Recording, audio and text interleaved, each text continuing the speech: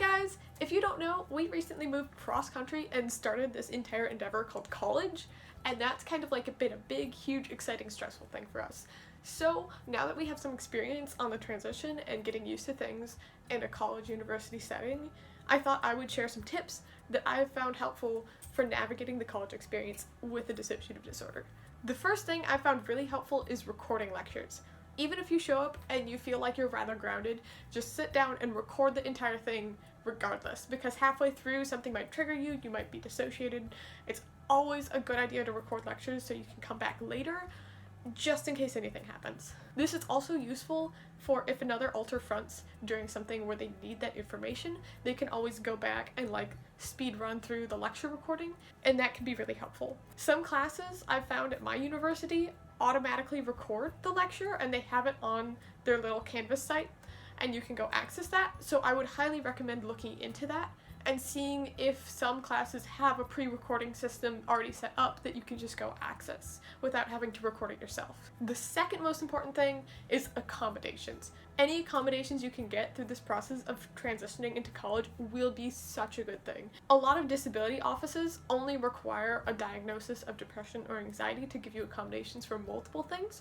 I only have a registered accommodation for depression, but I got accommodations for note-taking, which is typically for autistic or ADHD people, but it helps me for when I'm dissociated throughout a lecture. I can go back and look at the notes that someone else has uploaded and help relearn some of the content that was gone over in the lecture. A lot of disability offices are really bad at being transparent about what accommodations you can and can't receive, so my recommendation is go find some upperclassmen at your college who are also mentally ill and have received mental health accommodations, because when I went to my Office of Disabilities, they wouldn't tell me what they could give me in terms of accommodations. I had to go talk to an upperclassman, ask them what accommodations they were getting so I could know what's available, and then go back and talk to them, because they wouldn't let me get accommodations unless I told them what I wanted. They wouldn't give me any sort of list that's like, this is what accommodations we can provide. You basically have to state what you want and they will tell you yes or no,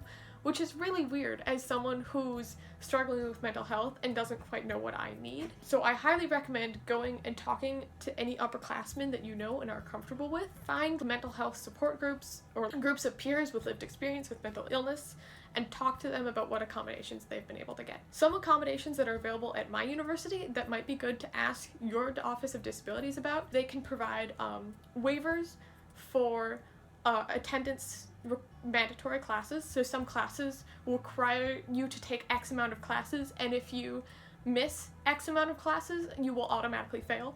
The disabilities office can waive that at my university. You can go on a plan that has you take a reduced course load and graduate in 5 years at the same cost as a 4-year degree would be. You can get note takers, you can get express permission to record lectures, you can get private test taking rooms and extended test taking time. I've known people that have gotten printouts of each PowerPoint presentation that professors use and given to them at the start of each class so they can look at the paper instead of the actual presentation up on the screen. You can talk to housing and res life, and then they will help you get a single dorm room so you don't have to have a roommate that has to deal with panic attacks or depressive episodes. And I'm sure there's other accommodations out there. So go talk to other mentally ill people in your community and ask them what is available. Another thing that can be really helpful if you don't have any official diagnoses is Dean's Notes. Dean's Notes can override professors for around a semester if you go talk to them and say that you're struggling with a mental health issue.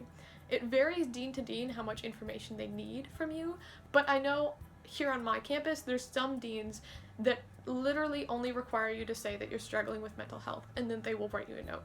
Again, this is another situation that if you have access to a peer group with lived mental health experience who has gone through this process and talked to many different deans, ask them which dean is the most accommodating for mental health issues and which is the most likely to give you accommodations for a semester. Outside of academic accommodations, something that's been really helpful for me is designing my extracurricular schedule around things that aren't mandatory. All peer groups and activities and things that I help run If I miss them, it won't be the end of the world. If I miss them, I won't be kicked out. So if something happens and my mental health goes down, or if another altar fronts during a time when I'm supposed to be there, it's not mandatory and it's not a big deal.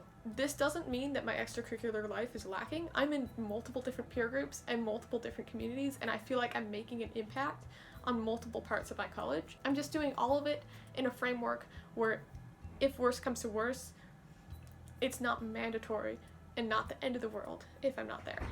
2 other little tips that are helpful is bringing grounding items with you wherever you go. I have this cute little bag full of all sorts of little fidgets and grounding items and things that are very specific to us and how we manage to help ourselves get grounded over time. Bring grounding items around for if something happens when you're outside of the house, outside of your dorm, just in case. It's always good to help them, especially for calming down alters who might be more anxious or alters who might be more frightened in specific situations. Another really good tip is on Google Maps, mark a location where your dorm is or where your home is, so new alters who aren't as familiar with the situation you're in can find their way back home. It's also, if you don't have a phone or a device to be able to do this, maybe print off a map of where your dorm is or where your house is, and always keep it somewhere that's readily accessible and easily discoverable, so if new alters front or if alters who are formerly dormant front, they know how to get home and they know how to get safe. I really hope this helped some of you guys, and I really hope that everyone watching has a smooth transition to college